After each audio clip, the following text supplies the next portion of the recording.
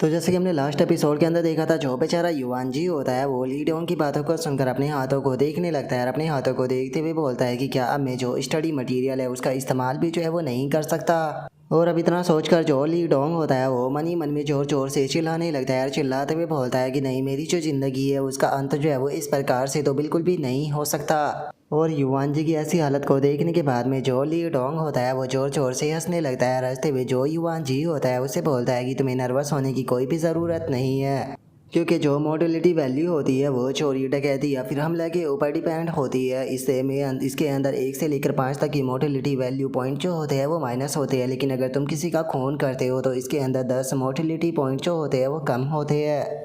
लेकिन अगर कोई तुम्हारे ऊपर अटैक करने की कोशिश करता है या तुम्हारी जान लेने की कोशिश करता है और उस टाइम पर तुम अपना बचाव करते हो तो ये चीज़ जो होती है वो तुम्हारी मोटिलिटी वैल्यू जो होती है उसके ऊपर यहाँ पर कोई भी इफेक्ट जो है वो नहीं छोड़ती। इससे अलग जो तुम अपने प्राइवेट काम करते हो उसके भी कोई भी मोटिलिटी के ऊपर इफेक्ट नहीं पड़ता। और इससे अलग केवल जो मोटिलिटी वैल्यू होती है वो माइनस ही नहीं होती, बल्कि जो मोटिलिटी वैल्यू होती है उसे यहाँ पर गेन भी किया जा सकता है। अगर तुम अच्छे काम करते हो तो जो तुम्हारी मोटिलिटी वैल्यू होती है वो बढ़ती है। तो इसीलिए आज से तुम्हें एक अच्छा पर्सन बनना होगा और यहाँ पर अच्छे काम करने होंगे जिससे कि तुम अपनी जो मोटिलिटी वैल्यू है उसे बढ़ा पाओगे। जो सुनकर अब युवान जी जो होता है वो भी थोड़ा सोच में पड़ जाता है और अपने मन में सोचता है कि स्पिरिटरिज्म जो है उसे यहाँ पर जो ये वॉल कर है आखिर इनकी क्या ज़रूरत है। और जो ये मोटिलिटी लो है इसे लगता है कि इसीलिए बनाया गया होगा ताकि ह्यूमनों के अंदर जो ऑर्डर है उसे मेंटेन किया जा सके। क्योंकि एक तरह से देखा जाए तो यहाँ पर जो ये स्पिरिट वॉल कर है ये नॉर्मल इंसानों के मुकाबले ज़्यादा पावरफुल हो जाते हैं, जिसका ये ह्यूमन वर्ल्ड के अंदर काफ़ी ज़्यादा तोड़ फोड़ मचा सकते हैं। इसीलिए इन्हें नियमन के अंदर रखने के लिए ये मोटिलिटी वैल्यू बनाई गई है। लेकिन जो स्पिरिट रियलम है वो तो एक सुपर नेचुरल फिनोमिना है ना, तो फिर आखिर इस तरह की चीज़ों की क्या ज़रूरत है। और अब इतना सोच कर युवान जी जो होता है वो बोलता है कि ठीक है, आज से मैं लेडीजों की मदद करूँगा जो सड़क है उसे क्रॉस करने में। और अब इतना बोलकर जो युवान जी होता है वो अपने मन में सोचता है कि जो इन्वेस्टिगेटर लीड होंगे उन्होंने मुझे यहाँ पर मोटिलिटी वैल्यू की जो एग्जिस्टेंस का रीज़न है उसके बारे में बताया है, लेकिन आखिर इसका असल मकसद क्या है इसके बारे में मुझे नहीं लगता कि इन्हें पता होगा। या फिर शायद ही कोई ऐसा पर्सन मौजूद हो जो कि इसके असल रीज़न जो है उसे जानता हो।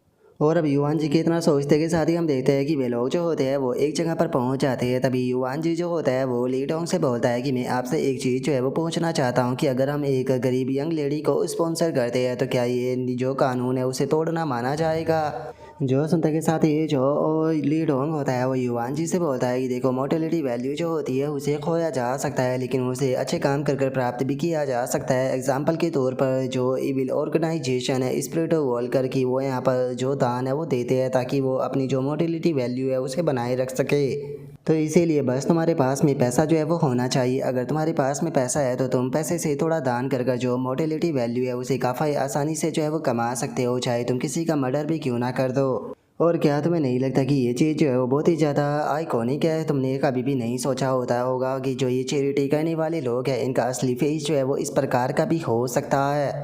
तुम ऐसा कह सकते हो कि जो ह्यूमन लाइफ है वो पूरी तरह से पैसे के ऊपर जो है वो टिकी हुई है। पैसे से तुम किसी की जान भी ले सकते हो और पैसे से तुम किसी की जान भी बचा सकते हो। तो तुम कह सकते हो कि यही चीज़ जो है वो रियलिटी को स्पिरिट रियलम के साथ में जो है वो जोड़ती है। इससे अलग अगर तुम स्पिरिट रियलम वॉलकर जो है उसके साथ में फाइट करते हो तो इस चीज़ से भी जो मोटिलिटी वैल्यू होती है उसके ऊपर कोई भी इफेक्ट जो है वो नहीं पड़ता। तो चलो अब हम लोग जो है वो अपनी जो ऑफिशियल ऑर्गेनाइजेशन है उसके बारे में बात करते हैं। अगर ऑफिशियल ऑर्गेनाइजेशन की बात की जाए तो उसे 5 एलिमेंट अलायंस जो है वो कहा जाता है, जिसे कि 5 मेजर फैक्शन को मिलाकर बनाया गया है। जिसमें से अगर पहली फैक्शन की बात की जाए तो उसका नाम है फ्लोवर सोसाइटी, अगर दूसरी फैक्शन की बात की जाए तो उसका नाम है वाइट टाइगर क्रॉप्स, तीसरी फैक्शन की बात की जाए तो उसका नाम है रेड फायर गैंग, चौथी फैक्शन की बात की जाए तो वो है वाटर गॉड पैलेस और पांचवी पैलेस की बात की जाए तो वो है सेंट्रल कोर्ट। और ये पांचों की पांचों फैक्शन जो है वो 5 अलग अलग क्लास जो है उसे रिप्रेजेंट करती है, जैसे कि would demon, scout, fire master, water ghost और अर्थ गूल। जो सुनते के साथ ही युवान जी जो होता है वो फनी सा फेस बनाते हुए बोलता है कि आखिर जो ये ऑफिशियल ऑर्गेनाइजेशन है ये डीमन और मॉन्स्टरों से क्यों भरी हुई है, क्योंकि इनके नामों को तो देखकर बिल्कुल डीमन और मॉन्स्टर वाली फीलिंग आ रही है। जो सुनते के साथ ही जो लीड होंग होता है वो युवान जी से बोलता है कि इन 5 एलिमेंट अलायंस से अलग भी कुछ और भी ऑर्गेनाइजेशन है जो कि ऑफिशियल बैकग्राउंड को रखती है, जिनकी इन्फॉर्मेशन जो है मैं तुम्हें बाद में भेज दूंगा। अगर बात की जाए 5 एलिमेंट अलायंस की तो ये केवल 20 सालों के अंदर ही बनी है। 20 साल से पहले ये सभी लोग जो है वो अलग अलग काम किया करते थे, जिसका इन लोगों के जो रिलेशनशिप थे वो एक दूसरे के साथ में बिल्कुल भी अच्छे नहीं थे। तो इसीलिए तुम कह सकते हो कि जो 5 एलिमेंट अलायंस है इसके अंदर सभी लोगों को एक साथ में यहाँ पर इकट्ठा ही नहीं किया गया, बल्कि यहाँ पर सभी लोगों की अलग अलग जो हैबिट और क्लास है उसकी भी अच्छे से यहाँ पर जो चेकिंग और जांच पड़ताल है वो की गई है और सभी को बहुत ही नियमों के साथ में बांधा गया है। एग्जाम्पल के तौर पर हम जो 100 फ्लावर सोसाइटी है उसे ले सकते हैं, जिसे कि वुड डीमन क्लास के नाम से भी जाना जाता है। एग्जाम्पल के तौर पर उसके अंदर रहने वाले जो लोग हैं वो ज़्यादातर यहाँ पर जो एनिमल प्रोटेक्शन सोसाइटी है उसके अंदर आते हैं। सच बताओ तो जो गॉड्स है वो भी एनिमल की प्रोटेक्शन के ऊपर इतना ध्यान नहीं देते होंगे जितना कि वे लोग एनिमलों की प्रोटेक्शन के ऊपर ध्यान देते हैं। उन्हें देखकर तो कई बार मुझे इतना ज़्यादा गुस्सा आता है कि मैं अपने चमड़े के जूते से उनकी गेंद पर एक लात मार दूँ। और वहीं अगर जो सेंट्रल कोर्ट है उसकी बात की जाए तो उसका रियल इस्टेट जो है वो भी एक नंबर का कचरा है। और इतना बोलकर जो ली डोंग होता है वो उन्हें भी गाली देने लगता है। तभी फिर बोलता है कि जो वाटर कोर्ट पैलेस है उसकी भी बस बात मत पूछो, उनकी जो कल्टीवेशन है वो बहुत ही ज़्यादा गंदे तरीके की है। और अब थोड़ी देर इसी तरीके से सभी सोसाइटी जो होती है उनकी बेइज्जती करने के बाद में जो ली डोंग होता है वो बहुत ही प्यारा सा फेस बनाते हुए बोलता है कि केवल जो हमारी वाइट टाइगर क्रॉप है जो कि स्काउट क्लास के अंदर आती है वही सबसे ज़्यादा वाइस क्लीम और डिसेसिव है, वो जो कि एक परफेक्ट क्लास है। जो सुनकर युवान जी जो होता है वो फनी सा फेस बनाकर अपने मन में सोचता है कि क्या सच में जो तुम्हारी स्टेटमेंट है उसके चारों ऑर्गेनाइजेशन जो है वो एग्री करते हैं। मुझे लगता है कि अगर उन्हें पता चल गया तो वे तुम्हारा बहुत बुरा हाल करेंगे। और युवान जी के इतना सोचते के साथ ही ली डोंग जो होता है वो युवान जी से उससे बोलता है कि तुम इसे बिल्कुल एक गेम की तरह ही जो है वो समझ सकते हो। डिफरेंट क्लास होती है, डिफरेंट स्टेटस होते हैं और डिफरेंट फैक्शन होती है। जैसे कि अगर जो रेड फायर गैंग है उसकी बात की जाए तो वे एक नंबर के रास्कल्स है जो कि हमेशा ही प्रॉब्लम में जो है वो क्रिएट करते रहते हैं। वे लोग जो है वो ग्लोरी से और वायलेंस से बहुत ही ज़्यादा प्यार करते हैं, जिसका उन्हें एक तरह का ब्रजर भी कहा जाता है। वहीं अगर जो वाटर गॉड पैलेस है उसे देखा जाए तो वो वाटर कंट्रोल एबिलिटी के लिए जाना चाहता है, जो कि वाटर मैजिक के अंदर बहुत ही ज़्यादा बेहतरीन होता है। उसके 100 से भी ज़्यादा फॉलोवर सोसाइटी के अंदर मौजूद है जो कि पेट्स को राइज करते हैं और लोगों को हील करने में भी उनकी मदद करते हैं। वहीं अगर जो सेंट्रल कोर्ट है वहाँ के लोगों की बात की जाए तो वे मोटी चमड़ी के बहुत ही ज़्यादा कठोर है, जिससे कि लोग ज़्यादातर दूर रहना ही पसंद करते हैं। जो सुनते के साथ ही युवान जी जो होता है वो बोलता है कि तो आप एक स्काउट हो, जिसका मतलब कि आप एक 75 गोल्ड की पीस हुए। और युवान जी की इस बात को सुनते के साथ ही अचानक से ली डोंग जो होता है वो काफ़ी गुस्सा हो जाता है और गुस्से में चिल्लाते हुए बोलता है कि तो क्या इसका मतलब ये है कि अगर मैं एक फायर मास्टर होता तो मैं अभी तक जो तुम्हारा सर है उसे यहाँ पर पूरी तरह से भून चुका होता। जो सुनते के साथ ही युवान जी जो होता है वो घबराते हुए उससे माफ़ी मांगने लगता है। जो सुनकर अब ली डोंग जो होता है वो युवान जी को बताता है कि एक स्काउट जिस टाइम पर ट्रांसलेट स्टेज पर जो है वो पहुंच जाता है तो वो एक बहुत ही पावरफुल सोलो कॉम्बैट एबिलिटी जो होती है उसे प्राप्त कर लेता है। लेकिन अलग अलग क्लास के अंदर ये चीज़ जो होती है वो अलग अलग तरीके से फिट बैठती है। यहाँ पर कुछ प्रोफेशन जो होते हैं वो बहुत ही ज़्यादा पावरफुल होते हैं। एग्जाम्पल के तौर पर तुम नाइट गार्ड को ले सकते हो। नाइट गार्ड जो होता है वो पूरी ऑर्गेनाइजेशन के अंदर सबसे स्ट्रॉन्गेस्ट माना जाता है। और मैंने अभी तक तुम्हें जितनी भी क्लास बताई है इसके अंदर जो ईविल क्लास है वो नहीं आती है, लेकिन उससे बाद भी हम लोग जो है वो स्काउट है। लेकिन हम इस चीज़ को एडमिट करते हैं कि जो नाइट गॉड होता है वो हमसे भी ज़्यादा परफेक्ट होता है। और अब नाइट गॉड के इस बारे में सुनते के साथ ही युवान जी जो होता है वो भी काफ़ी हैरान हो जाता है। हैरान होते हुए अपने मन में सोचता है कि क्या सच में जो नाइट गॉड होता है वो इतना पावरफुल होता है कि क्या वो 10 बंदों को भी अकेला हरा सकता है। और अब इतना सोचकर जो युवान जी होता है वो ली डोंग से बोलता है कि क्या आप मुझे जो नाइट कोड क्लास होती है उसके बारे में थोड़ा बहुत और भी बता सकते हो। जो सुनते के साथ ही ली डोंग जो होता है वो युवान जी को बताता है कि ट्रांसलेट स्टेज पर पहुंचने के बाद में जो नाइट गॉड होता है वो बहुत ही एक्सट्रीमली स्ट्रॉन्ग एसेसियन वाली एबिलिटी को रिप्रेजेंट करता है। उससे अलग उसके अंदर कुछ एक्सक्लूसिव पावर भी देखने के लिए मिलती है। इससे अलग उनके पास में कुछ एडिशनल एबिलिटी भी होती है, जिसका वे लोग जो होते हैं वो सोल को केवल रिफाइन ही नहीं कर पाते बल्कि उनके साथ में कम्युनिकेट भी कर पाते और उन्हें कंट्रोल भी आसानी से कर सकते हैं। लेकिन जो नाइट गॉड का प्रोफेशन होता है वो बहुत ही ज़्यादा रेयर देखने के लिए मिलता है। जो हमारी शंघाई ब्रांच है इसके अंदर इस टाइम पर एक भी नाइट गॉड जो है वो मौजूद नहीं है, क्योंकि पूरा जो शंघाई का ट्रायल है उसके अंदर केवल कुछ ही जो नाइट गॉड प्रोफेशन के लोग थे वो देखने के लिए मिले हैं। और इसका एक और बड़ा रीज़न है यहाँ पर कोई भी नाइट गॉड ना होने का, क्योंकि जो टाई सेक्ट है कैपिटल के अंदर वो नाइट गॉडों को हमेशा ही रिक्रूट जो है वो करता रहता है पूरी कंट्री के अंदर से। और अब इतना बोलकर जो ली डोंग होता है वो फनी सा फेस बनाते हुए अपने मन में सोचता है कि कितना शानदार होता, काश हमारे पास में भी एक नाइट गॉड होता। और अब इतना सोचकर ली डोंग जो होता है वो युवान जी से बोलता है कि अरे हाँ, मैं तुमसे तुम्हारी क्लास तो पूछना ही भूल गया, आखिर तुमने कौन से जो प्रोफेशन है उसे अवेकन किया है। मैं उम्मीद करता हूँ कि तुम एक फायर मास्टर जो है वो ना बनो, क्योंकि फायर मास्टर बहुत ही ज़्यादा गुस्से वाले होते हैं और तुम्हारे जैसे एक यंग पर्सन को फायर मास्टर बनने के बाद में कंट्रोल करना काफ़ी मुश्किल होगा। और अब ली डोंग की इस बात को सुनने के बाद में जो युवान जी होता है वो थोड़ा हिचकिचाते हुए जो ली डोंग होता है उसे बोलता है कि मेरी क्लास जो है वो शायद मैं एक नाइट गार्ड हूँ। और अब युवान जी के मुंह से नाइट गार्ड का नाम सुनते के साथ ही तो हम देखते हैं कि एक पल के लिए रूम के अंदर काफ़ी शांति जो होती है वो छा जाती है और तभी ली डोंग जो होता है वो चिल्लाते हुए बोलता है कि क्या तुम कहना चाहते हो कि तुम सच में एक नाइट गार्ड हो। जो सुनकर युवान जी बोलता है कि हाँ, मैं एक नाइट गार्ड हूँ। जो सुनते के साथ ही तो अब जो ये ली डोंग होता है वो सीधे युवान जी को उठाकर गले लगा लेता है और गले लगाते हुए बोलता है कि सच में यकीन नहीं हो रहा, इस टाइम पर हमारे पास में भी एक नाइट गार्ड जो है वो आ चुका है। फाइनली मैंने एक नाइट गार्ड को रिक्रूट जो है वो कर लिया। और अब इतना बोलते के साथ ही जो ली डोंग होता है वो खुद ही बड़बड़ाते हुए खुश होने लगता है और चिल्लाते हुए बोलता है कि हर एक नाइट कोड जो होता है वो बहुत ही ज़्यादा हाईली फिगर माना जाता है। यहाँ तक कि जितने भी स्पिरिचुअल स्कोड है वो एक दूसरे की फैक्शन के साथ में भी कंप्लीट करते रहते हैं ताकि उन्हें एक नाइट कोड जो है वो मिल सके। लेकिन ज़रा देखो, हमारे पास में तो खुद एक नाइट कोड चल कर आ गया। और इतना बोलकर अब वो युवान जी को बताता है कि शायद तुम इस बारे में नहीं जानते होगे, लेकिन जो 100 फ्लावर सोसाइटी है उसकी एक यंग मैरिड वुमेन जो थी वो एक नाइट कोड को अपनी 100 फ्लावर सोसाइटी के अंदर लेकर आना चाहती थी। जिसके बाद में उसने जो नाइट कोड था उसे पटाना शुरू कर दिया, यहाँ तक कि उसे अपने साथ में लाने के लिए उसने उसके साथ में रात भी बिताई थी। जिसके बाद में जो वो नाइट कोड था उसने भी अपनी जो साइड थी वो स्विच कर ली और उसने जो 100 फ्लावर सोसाइटी थी उसे ज्वाइन कर वहाँ का मास्टर बन गया। तो तुम इसी चीज़ से अंदाज़ा जो है वो लगा सकते हो कि लोग जो नाइट गॉड होता है उसे पाने के लिए किस हद तक जा सकते हैं। लेकिन अभी तक मैंने जो तुम्हारी स्पिरिट रियलम आईडी है वो नहीं पूछी, तो मुझे अपनी स्पिरिट रियलम आईडी बताओ। जो सुनकर युवान जी उसे बताता है कि मेरी स्पिरिट रियलम आईडी जो है वो प्रिमोर्डियल हेवनली लॉर्ड है। और अब युवान जी आईडी नाम सुनते के साथ ही तो जो ली डोंग होता है वो भी काफ़ी फ़नी सा फेस जो है वो बना लेता है और फ़नी सा फेस बनाकर ना चाहते हुए भी हंसते हुए बोलता है कि देखा जाए तो नाम काफ़ी अच्छा है। जो सुनते के साथ ही युवान जी भी फ़नी सा फेस बनाकर अपने मन में सोचता है कि तुम्हारी बातों से तो नहीं लग रहा।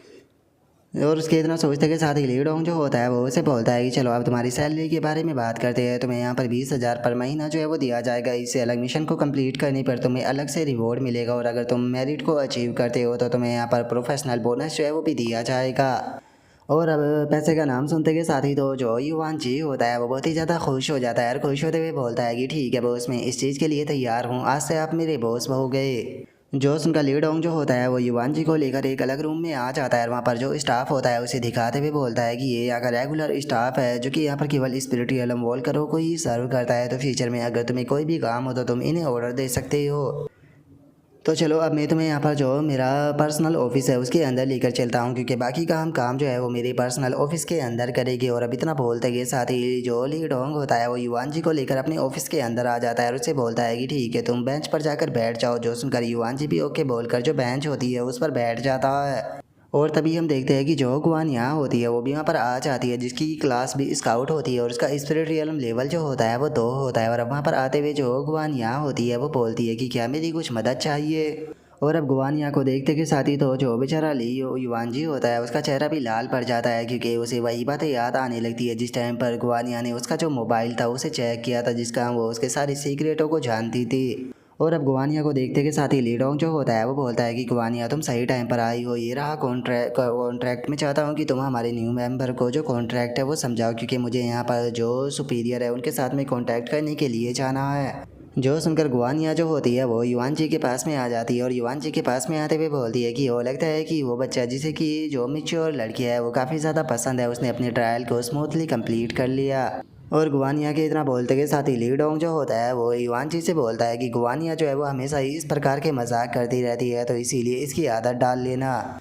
और इतना बोलकर जो ली डोंग होता है वो गुआनिया से बोलता है कि गुआनिया यहाँ पर जो हमारा यंग मेंबर है उसके सामने कुछ भी वियर्ड चीज़ जो है वो मत करना, क्योंकि वो अभी भी एक बच्चा है।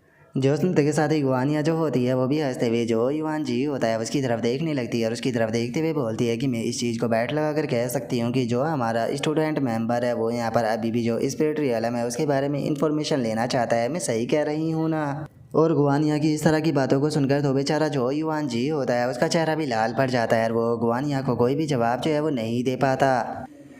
और तभी हम देखते हैं कि जो ली डोंग होता है वो भी वहाँ से चला जाता है, जिसे देखकर गुआनिया जो होती है वो बोलती है कि ज़्यादातर जो चीफ है वो बहुत ही ज़्यादा बुरे मूड के अंदर रहते हैं, लेकिन आज वे बहुत ही ज़्यादा खुश लग रहे हैं, पता नहीं क्या रीज़न है। और अब इतना बोल के गुवानिया जो होती है वो युवान जी के कंधे के ऊपर हाथ रखते हुए उसे बोलती है कि चलो उसके बारे में भूल जाओ, सबसे पहले तो मुझे अपना आईडी कार्ड दो अगर तुम नहीं चाहते हो कि मैं तुम्हारे खिलाफ रिपोर्ट करूँ। जो सुनने के बाद में युवान जी भी शर्माते हुए ओके बोल देता है। जो सुनकर गुवानिया जो होती है वो युवान जी से बोलती है कि मुझे लगता है कि तुम्हें यहाँ पर जो बेसिक ट्रेनिंग है वो शायद स्क्वाड लीडर ने जो है वो अभी तक दे दी होगी। जो सुनकर युवान जी जो होता है वो उसे बोलता है कि हाँ उन्होंने मुझे काफ़ी सारी चीज़ें जो है वो बताई है। जो सुनकर गुवानिया बोलती है कि ठीक है, बाकी की जो चीज़ें हैं मैं तुम्हें एक्सप्लेन करती हूँ। आज से जो तुम्हारा ओरिजिनल आईडी कार्ड है वो इनवैलिड हो जाएगा, केवल ऑर्गेनाइजेशन द्वारा जो तुम्हें आईडी कार्ड दिया जाएगा वही वैलिड रहेगा। और अगर फ्यूचर में तुम ग्रीन चैनल से जो प्लेन टिकट या फिर हाई स्पीड रेल टिकट है वो लेना चाहते हो तो उसकी मदद से ले सकते हो, लेकिन अभी तुम्हारा जो ओरिजिनल कार्ड है वो 3 दिनों के अंदर आएगा। अभी के लिए तुम्हें कल एक न्यू बाई कार्ड जो है वो मिल जाएगा। जो सुनकर युवान जी जो होता है वो फनी सा फेस बनाते हुए उसे पूछता है कि लेकिन ऐसा क्यों। जो सुनने के बाद में जो गुवान यहाँ होती है वो उससे बोलती है कि तुम्हें इन्हें एक चीज़ तो देखी ही होगी, जिस टाइम पर तुम स्पिरिट रियलम के अंदर अपना रियल नाम डाल रहे थे तो उसने तुम्हारे रियल नाम को यूज करने से तुम्हें मना कर दिया था। जो सुनकर युवान जी जो होता है वो उसे बोलता है कि हाँ ये बात सच है, लेकिन क्या इसके पीछे कोई रीज़न है। जो सुनने के बाद में गुवान यहाँ उसे बोलती है कि हाँ इसके पीछे एक काफ़ी बड़ा रीज़न है, चलो मैं उस रीज़न को तुम्हें एक्सप्लेन करती हूँ। इस टाइम पर स्पिरिट रियलम की जो क्लास है उन्हें 2 कैटेगरी के अंदर डिवाइड जो है वो किया गया है, जिसमें से सबसे पहली कैटेगरी जो आती है वो लो फुल प्रोफेशन आती है, जिसे कि ऑर्थोडॉक्स क्लास के नाम से भी जाना जाता है। और जो दूसरा प्रोफेशन आता है वो इविल प्रोफेशन है। और जो इविल प्रोफेशन वाले वॉल्कर होते हैं वो हमेशा ही जो वायलेंस है वो मचाते रहते हैं और खून खराबा करते रहते हैं। और केवल इतना ही नहीं, वे लोग बहुत ही ज़्यादा क्रूअल होते हैं, यहाँ तक कि वे जो ऑर्थोडॉक्स स्पिरिचुअलम वॉल्कर होते हैं उन्हें भी मारते रहते हैं। इसीलिए स्पिरिचुअलम वॉल्कर की जो रियल आइडेंटिटी है उसे छुपाने के लिए इस तरह की चीज़ें जो है वो करी जाती है, ताकि उसकी लाइफ के ऊपर कम से कम खतरा जो है वो आ सके। जो सुनकर युवान जी जो होता है वो उससे बोलता है कि इसका मतलब कि जैसे कि आपका नाम गुवानिया और जो लीडर है उनका नाम लीडोंग, ये नाम जो है वो आप लोगों के रियल नहीं है। जो सुनने के बाद में गुवानिया जो होती है वो उससे बोलती है कि तुम खुद ही गेस क्यों नहीं करते।